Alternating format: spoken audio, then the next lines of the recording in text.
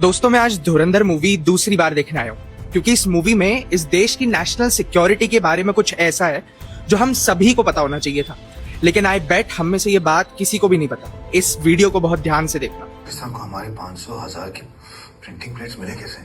It seems ministry से कोई high level की ब्यूरोक्रेसी इन्वॉल्व है सर। हाल ही में नेपाल बांग्लादेश से फेक करेंसी यूपी में काफी भारी तादाद में घुस रही है।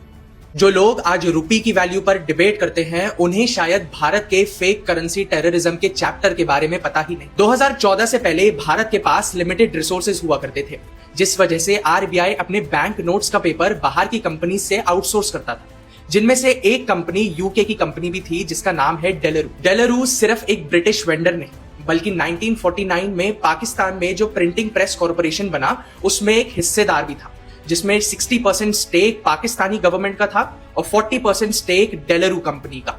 ये जानने के बावजूद भी यूपीए सरकार ने अपने टेन्योर में डेलारू के कई कॉन्ट्रैक्ट्स को रिन्यू करने का काम किया।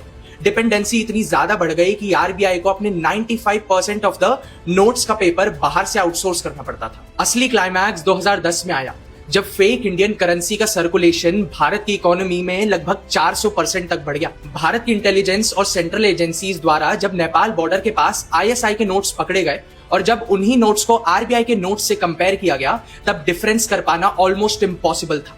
तब सिर्फ एक ही सोर्स निकल कर आता है जो दोनों को कनेक्ट करता है, विच इज डेलारू। जब इस कंपनी से इस बारे में पूछा गया तब डेलारू कंपनी ने ये ऑन रिकॉर्ड एक्सेप्ट किया कि जितने भी भारत के सिक्योरिटी पैरामीटर्स थे with respect to the Indian currency, उन सभी पैरामीटर्स को कॉम्प्रोमाइज कर उनके एम्प्लॉइज ने टेस्ट सर्टिफिकेट को फॉल्सिफाई और टेम्पर किया गया। फिर क्या, 2010 के अंत तक भारत के पास लगभग 2000 metric tonne of fake Indian currency का गोदाम भरा हुआ था, जहां पर भारत के नोट पड़े पड़े सड़ रहे थे। इस इंसिडेंट के बाद 2010 में इसी कंपनी को ब्लैकलिस्ट भी कर दिया गया, लेकिन क्या सप्लाई रुकी? ये एक बड़ा सवाल था। Because of the then finance secretary Mayaram, De La Rue के ब्लैकलिस्ट होने के बावजूद भी इंडिया में डिफेक्टिव नोट्स की सप्लाई चलती रही।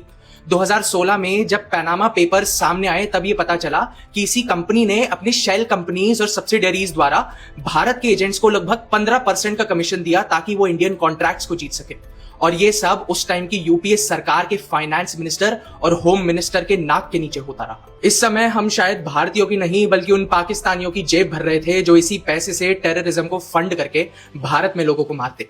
फिर क्या, 2014 में जब सरकार बदली तब ये स्कैम फ्लैग ऑफ हुआ और 2016 में डीमोनेटाइजेशन लाया गया ताकि इसी करेंसी को वापस लेकर एक नई करेंसी इंट्रोड्यूस करी जाए। जय हिंद।